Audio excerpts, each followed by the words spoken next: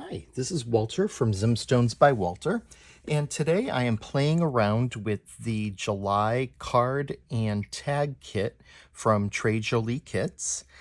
It was a really cool kit this month. Just some of the elements that I'll be playing with today, there were several sized card bases, pre-scored card bases that came. I'm going to be using a 6x6 today.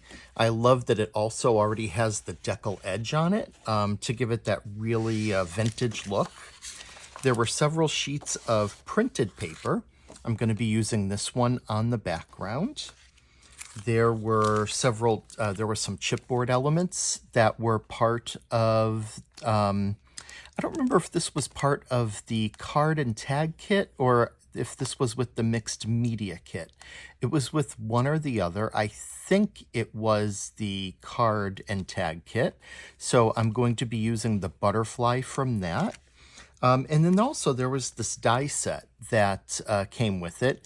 It's this one here, really nice pattern. I can't show you because I actually already have it set up for use, but here's a part of it, and I'm going to be cutting out the center, which is why I have that off to the side and separate. So actually now would be a good time to show you. Another thing I'm going to be using is, this is just aluminum from a Diet Coke can. Diet Coke is my bad habit. I drink quite a bit of it. So I saved a can, I washed it, cleaned it, and then I cut the top and bottom off from it.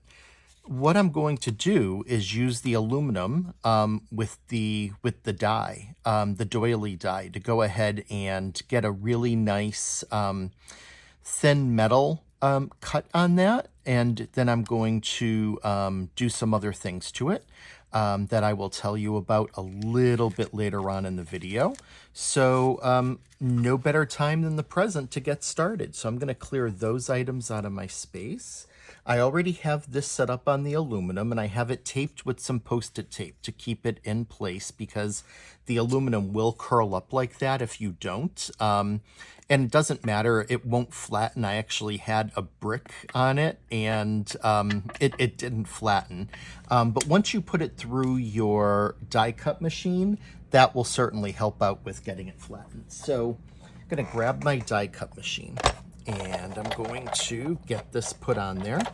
I'm not familiar with this particular die, so since I'm not sure if it's going to cut, how well it will cut on, just a regular pass, I have a metal plate that I bought off of Amazon, a metal shim, I should say, very thin, so it should work with this. I use it for any kind of intricate paper cuts because it just adds that little bit of force and pressure to really get a good cut on things. So with that, I'm going to run this through my machine. You'll see a little bit of resistance, but not a whole lot. Like, it'll go through, so you don't have to worry about breaking your machine or anything. At least a hand crank one. I don't have an electric one, so I don't know if you would have any issues there or not. I'm going to go back and forth 3 times just to try to ensure that I get a good cut. So like I said, that works well with other dies that I have, but I've never used this particular one. But as I pick it up, and since there was tape, there's going to be some unpeeling that I'll do. But as you can see, it cut through that, so that's good. That worked. So I'm going to take that down, and I'm going to move my die cut machine off to the side for right now. So let's get this undone. Just be careful. There will be sharp edges that will cut you. So you want to definitely be careful and not cut yourself when you are handling the aluminum. I'm now going to take some heavy gesso. This is white. You can use whatever color you would like, but I'm using white. to get a base coat on here. So it's just going to be coming around. Okay, so our gesso is dry. And, oh, sorry, I bumped the camera there. Next step is I'm going to put some luster wax, also called gilding wax, onto it. And I'm looking for more of like a coppery finish, which this is called rose gold, but as you can see, I mean, it's really more coppery than rose gold. So I'm going to go ahead and start with the rose gold, the copper, and just use my finger and go ahead and get a layer of this going around. And I'm not going to be too fussy. Like, there's going to be points where maybe there's a lot. There might be some points where there's not as much. Again, I'm not going for perfection. I'm going for some effect here. And now you can see that by not taking those pieces out, by not weeding it and forcing those out, you actually end up getting that really cool, you see the shape, but then also if you like the white is in there, you can get that kind of a look to it, which I think is really cool. You know, your hands are going to get really messy with this, but it washes off really easily. If you've never worked with it, this is one made by Sizzix that I really like, and it has a wonderful orangey smell to it because it actually has some orange oil in it. And so the smell is just, it's great. I love the smell of this. You can just use your fingers to rub, and any kind of excess will work its way off. And once we're done with all the pieces, another thing you can do is to take a cloth or a paper towel. I have lots of my crafting rags, I call them, the microfiber type cloths that I just use and then throw in the washing machine, and, you know, until I use them and wash them until they're falling apart, to help with polishing that up a bit too. But there's still going to be another step we're going to do.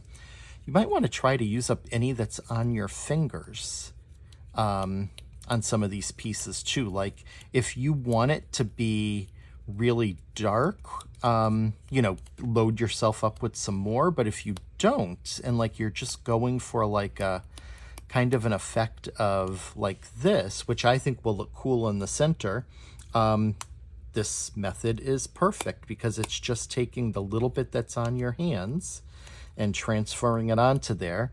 You know, the reason for the gesso is to have that white showing through, with the, like, you know, as part of the patina, but also to make it easier to get the to get this on there, because without it, it could be a little difficult.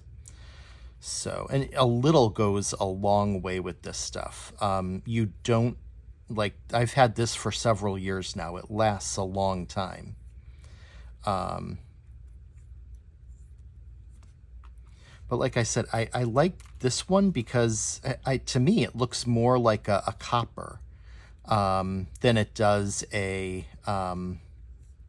looks more like a penny to me than it does rose gold. I hope the good folks at Sizzix aren't offended by me saying that, because I do love the product. It's just that, you know, they're calling it one thing, and to me it looks a little bit more like something else. That's all. And now for this one, I'm going to start with what I have on there first and get that off. Just be careful that you don't want to cut yourself. My idea here is that it goes from darker to lighter as you move along on the inside. So that's kind of the effect I'm going for. And there's still going to be another layer we're going to be putting on, but not complete layer, just in some parts. And I'll get into that in just a second after this is done and these pieces are kind of polished up a bit. But that's really pretty. I like that.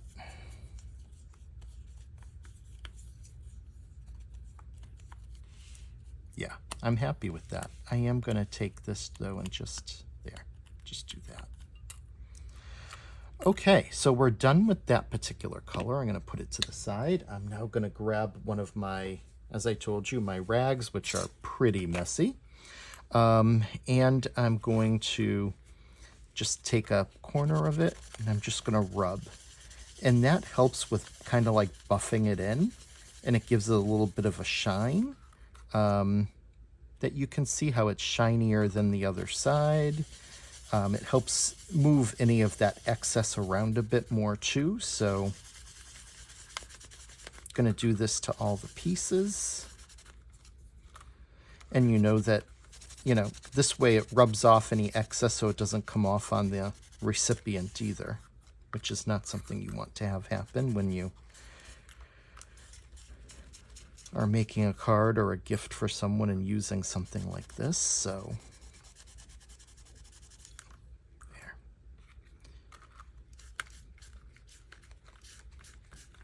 And if you want to make sure, like you can see there's been some coming off, just get a cleaner area of your rag. And you can see there's little coming off here. So we rubbed it in pretty well when we were going around. So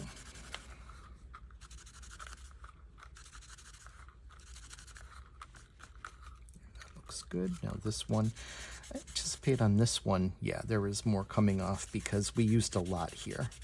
And that's fine. That's the look we were going for. That's the way we wanted it. But, this is the way I'm doing mine. You may decide that you want to go in a completely different direction.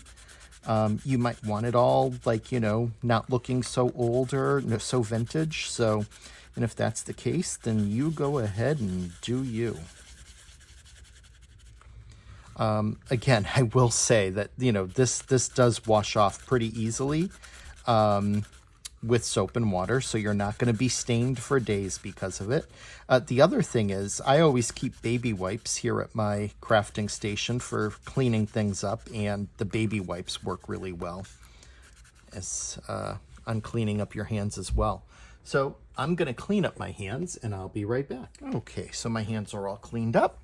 The next thing I want to do is I'm going to use some more of this wax, but this is a different brand and a different color. This is Peacock, but smells just as good. And you only want a little bit of this one because, like I said, a little goes a long way.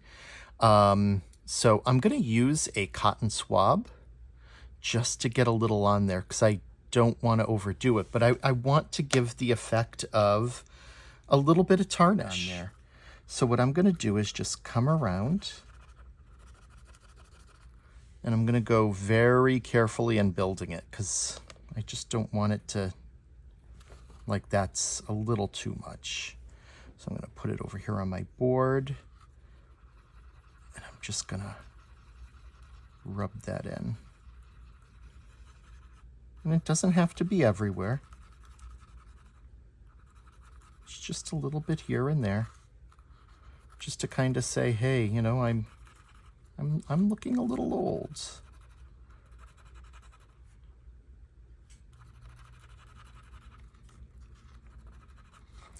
And what I like is that color will tie right in and look good with the color of the patterned paper that I chose. I really do love the smell of these waxes. So this is this step.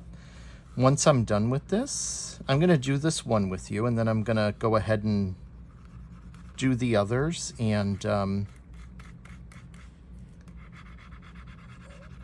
let you do some on your own as well. But once I have it on there, I am going to take my rag and just go through again and just lightly polish that because I want to give it that patinaed look, a little bit of aging going on there.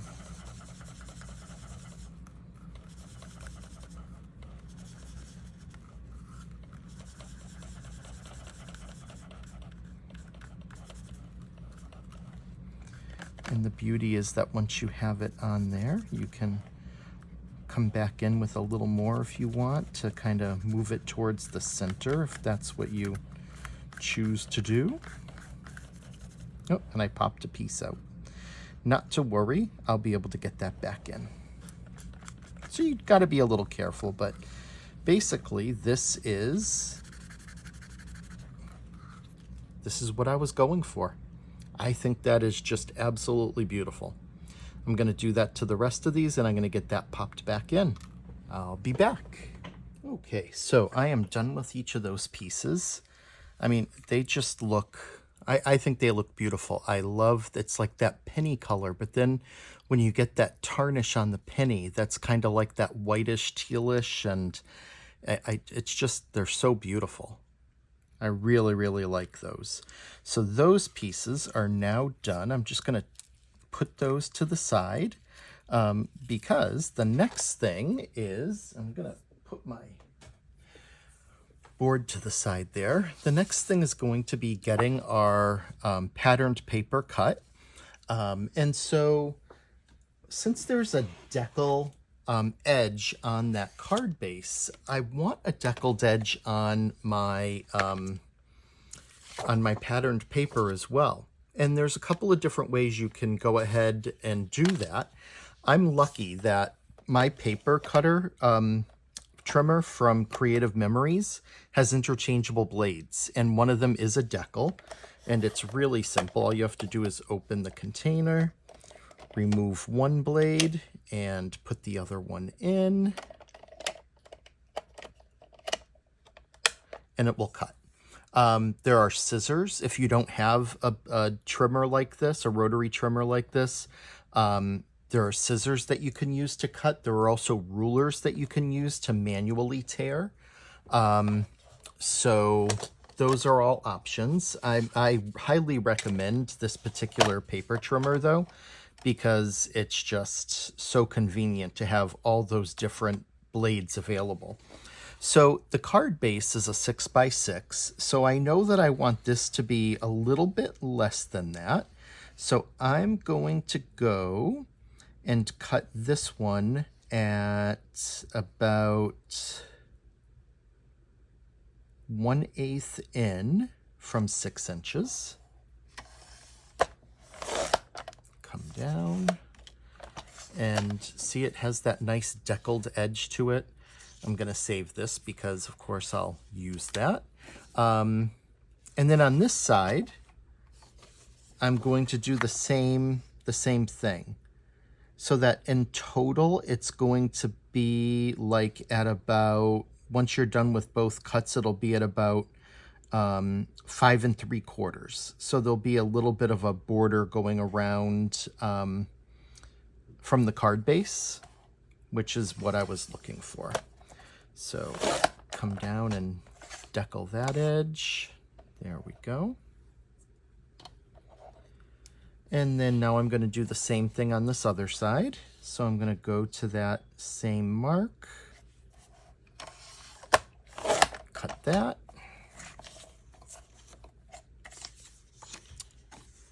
And line it up and do the same thing over here.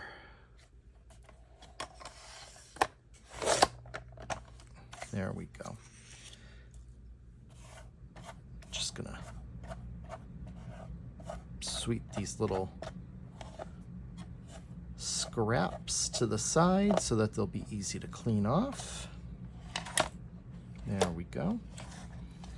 Fold that in, and then I'm just gonna get this into my trash. Okay, so we have our patterned paper cut. I'm not ready to put it onto the card base just yet, but I am going to get the card base ready. So I'm just going to fold and go ahead and burnish it to get that crease in there.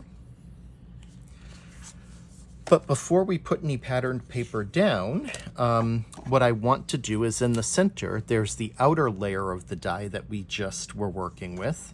And I want that cut from the center of the patterned paper. Because that's where our aluminum piece is going to reside.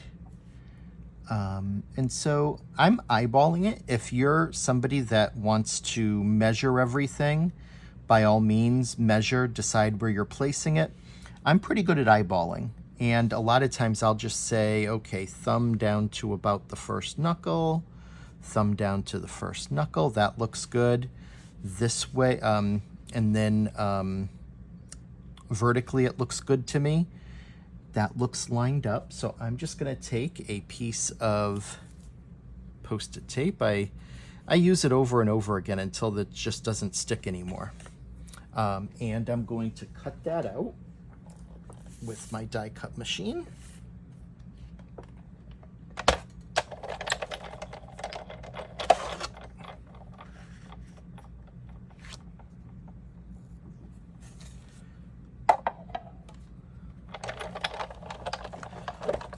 I'm going to run it back and forth once. That will do the trick with this paper. It's not too thick. Pop that out. There we go. All right, so I'm also going to save this scrap because I'll certainly use it.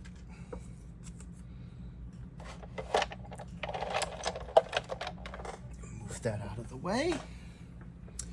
Okay. So now we can get our paper down, but there is a couple of things I want to do before I do that. Since this is a vintage card, I want to get some grunge onto here. And so I'm going to use, pardon my hitting the camera, I'm going to use the antique linen just to get a little bit. Like I don't want to go crazy with it because I'm also going to get some onto the card base itself. So actually, I'm going to do that first. I'm going to do the card base first because I want to make sure that there is some grunge coming around here. So it would make sense to go ahead and do that first. And I'm just looking for, I will use my Staycation for getting that blended. Grab a brush. And I'm going to use the tea dye on the outside here. So go ahead and grab that and come in and just go along. Make sure you hit that deckled edge with your brush, because that will just help get some of that darker color onto that edge of the card.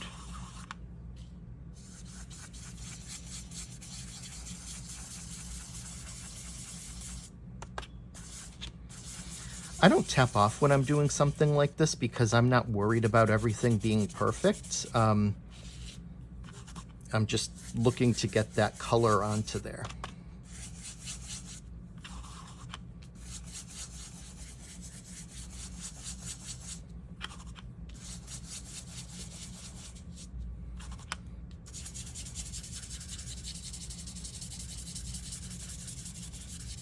There.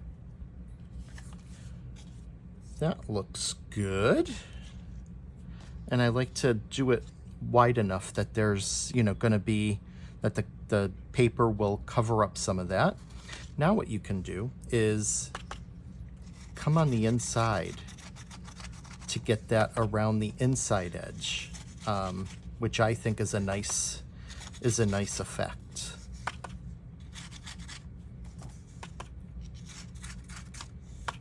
And will look good set off against the aluminum pieces that we have to go in here.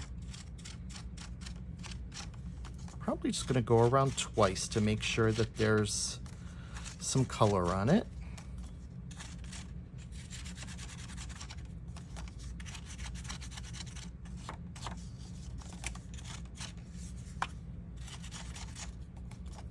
There, that looks good. Now I'm going to switch over to the antique linen. And the first thing I want to do is just rub it along the edges here. And I'm doing that just so that it's not as dark as the prior one, but you'll see that it is as the tea stain, but you'll see that it does get some color on there for you. And if you didn't want to do it this way, you can use the brush. And if you want to use the tea stain, by all means, you can. Use whatever you would like. This is your card.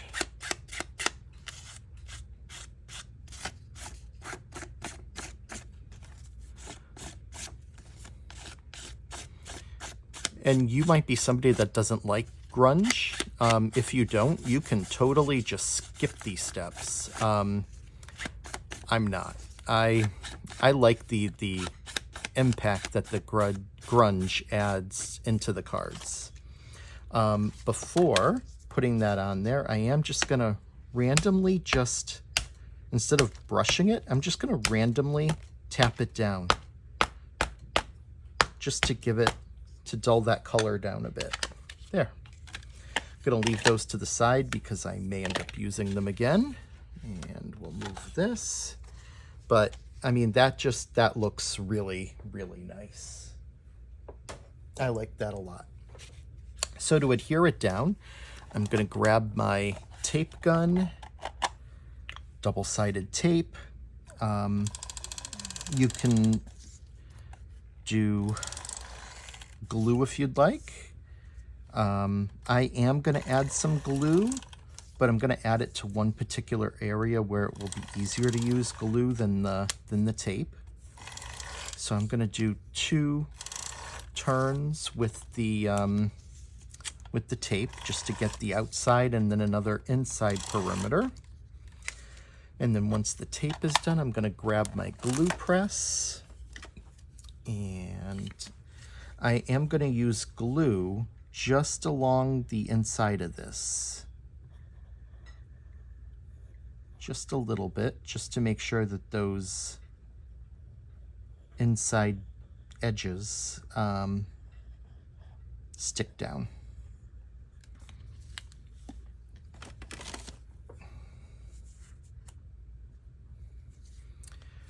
Now we'll go ahead and bring our base over, and again, I'm just going to eyeball this. I'm pretty good at eyeballing this, but if you want to measure, by all means, you can go ahead and measure. But I just use line of sight and wanting just I know I want just a little bit on each side, and that looks really good to me. So there we go. We have our patterned paper down, and I love the way that grunge looks on the inside there. So now it's going to be time to start getting our metal pieces in, and this is really easy because they're just going to line up with those edges there. And so before doing that, I am going to go ahead and whatever ink is left on the brush, now that I have my patterned paper down, I'm going to go ahead and add some grunge to the back, and I'm probably going to grab some more ink. You can pull it in, however you'd like. From the sides, it doesn't hurt to add some more grunge over to those corners. What I really just want to focus on is making sure that it's not stark white. That's my preference. I just don't want that look.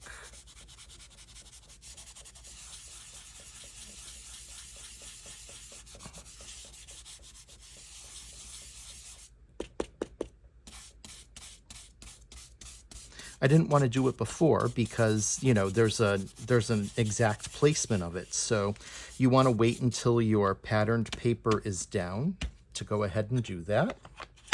I'm happy with that. Now you can decide how you want to line that up, and I'm going to go and center that like so. So I'm going to grab my glue gun and just get some glue on there. And the good thing about the glue in this case is that it will, it doesn't, dry right on impact. So it'll give you a little bit of wiggle room for moving things around if you choose to do so.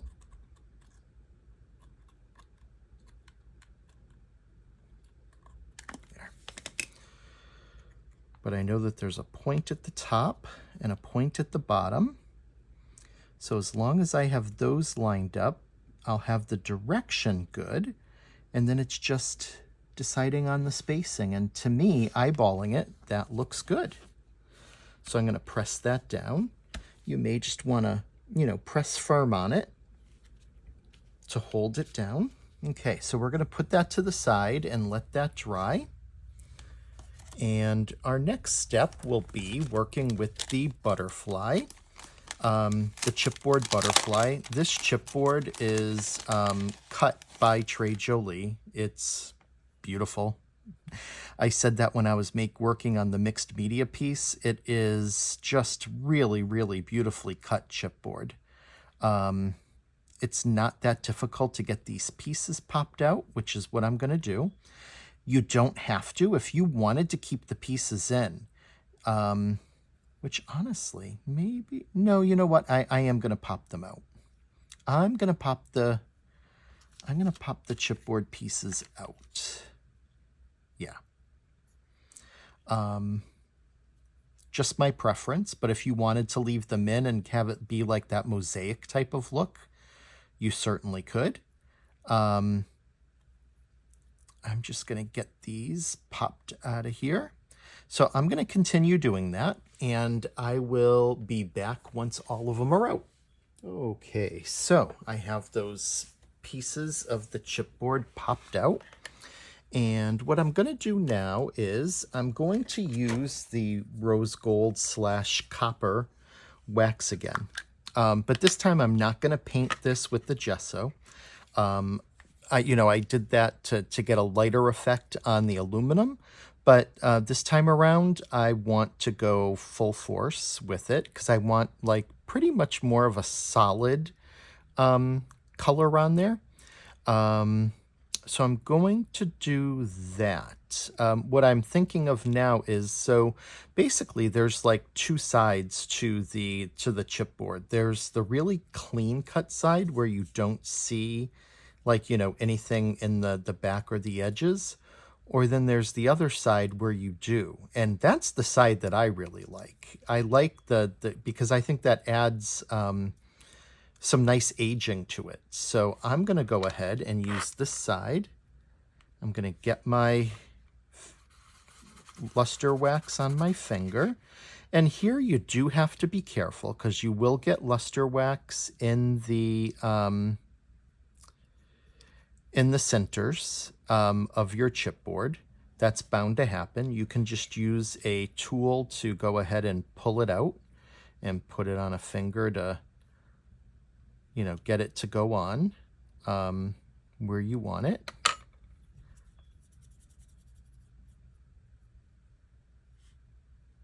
I have to be careful there because I actually did totally my fault. I went a little too rough and I had damaged that, so I glued it, which is fine. But I just need to be careful because I just did it again. Because I didn't let the glue dry.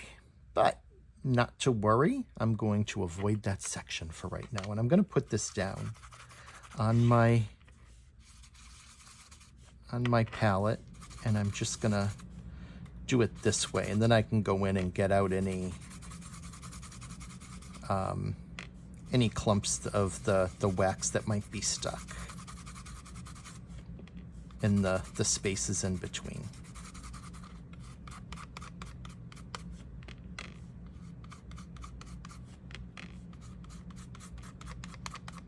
And here I am being very, very generous with it as I move it around. That is intentional because that's the look I'm going for. I want it to have a nice solid look, I want it to be shinier than to have it stand out a bit from our metal, our tin or aluminum.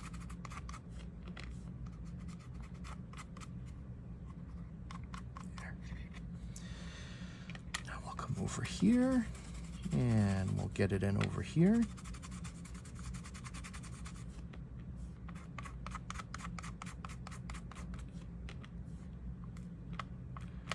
there, I'm just going to press it instead of rubbing it because I don't want to do any.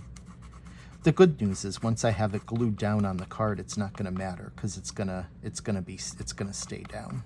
I just don't want to damage it any more than I already have. There. But as you can see, that definitely is brighter. And I don't want to pick up my card because my hands are a mess, but that looks like really good coverage too. But I still do want to get a little bit of that green on there, and I had a little, some left over. So what I'm going to do is I'm just going to mix it together on my fingers like this with that rose gold copper to then just come over the wing and body area a bit.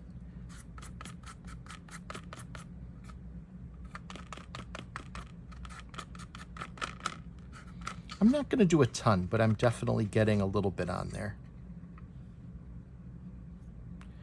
And I see a little bit clumped up over here that I want to get out of there. There we go.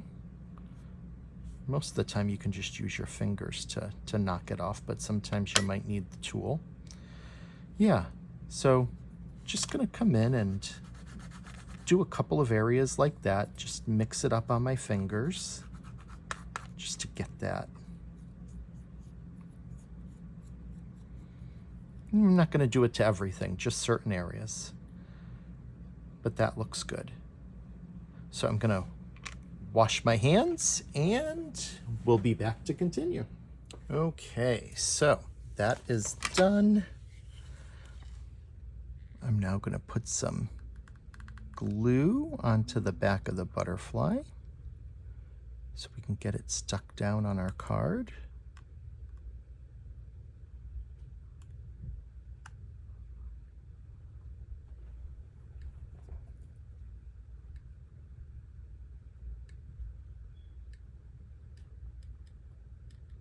Run that around.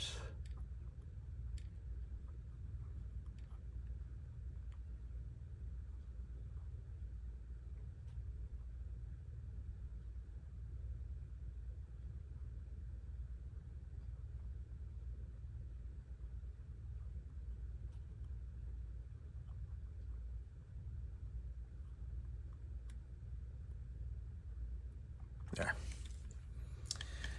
And you can put the butterfly in whatever corner you'd like.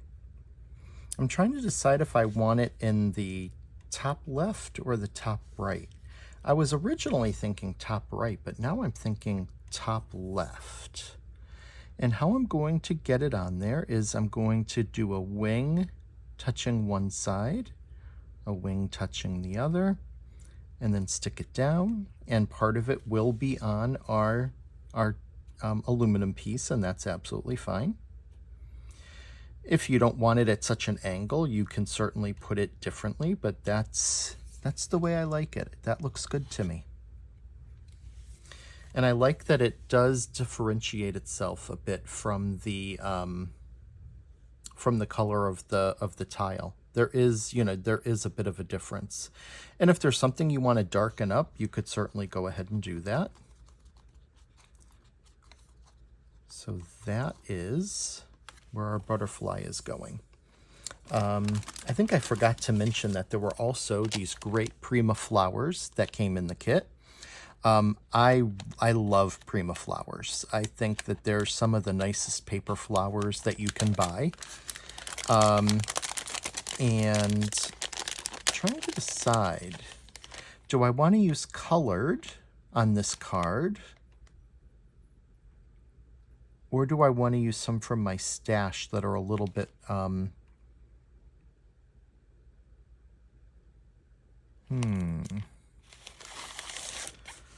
let's see. What would look good here?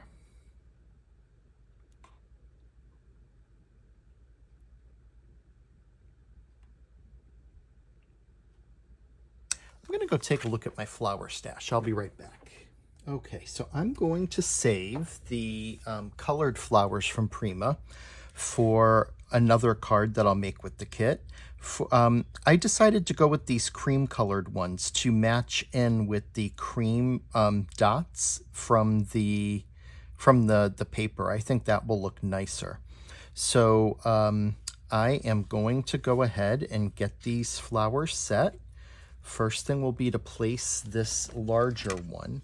And I want it in the corner, I decided, because then I'm going to have the sentiment either here or there. Haven't decided that far yet, but at least I can get this affixed down. And I'm going to be very generous with the glue because I want to make sure that it sticks. So with that, I can put that directly down and press to get that into that corner. Now, obviously, for a card like this, it's not going to fit into a standard size envelope.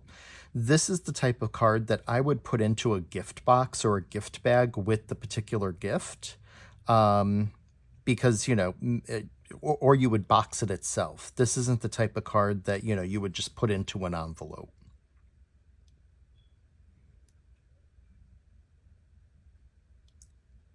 It's definitely a little more special than that.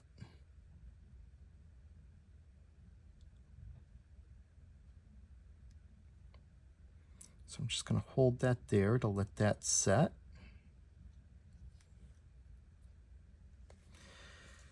And I want these two smaller ones right around it to go ahead and have them form, you know, a set of 3 in the corner.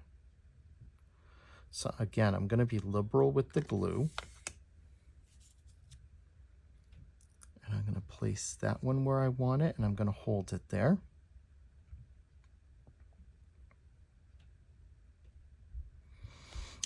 You could use glue dots for this.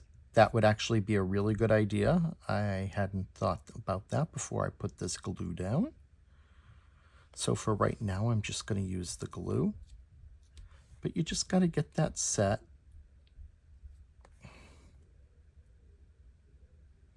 But I definitely think that the cream just brightens up where we have the darker copperish and the tin and the butterfly. I think this is a really nice choice.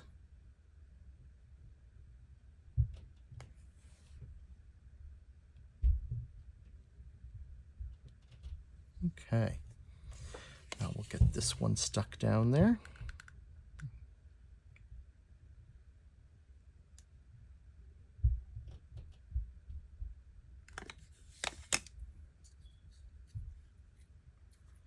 I want that one very similar to the other one where it's placed, just the opposite.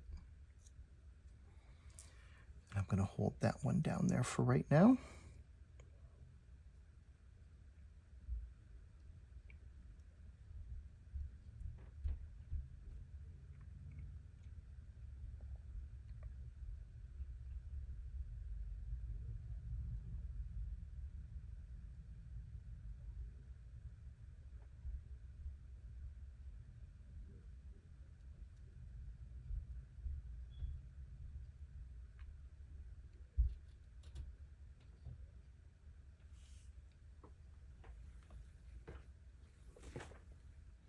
Okay, so the flowers are glued down really well, so that worked out well.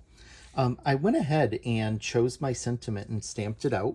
I took it from a stamp set from Brutus Monroe called Sentiments of Lace. It was released this past spring, and I chose Celebrate Each Day. That really seemed appropriate to me, given the butterfly, the flowers, just the whole vintage feel. It just, Celebrate Each Day seemed really appropriate to me. So I stamped that onto a strip of white cardstock, added grunge to it, stamped it in the walnut stain distress ink.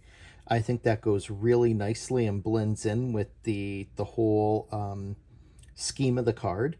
And then I took 3 of these pearls, put 3 in one corner, 3 in another, and I ran my brush. I didn't add any ink. I just, whatever ink was on my brown brush from the adding the grunge, added just a little bit on there just because I didn't want them to look brand spanking new. And it just kind of dulls them down a bit, but still gives something in the corner so that they're not bare, and it gives those the jewel or rhinestone type of look. And here's our finished card.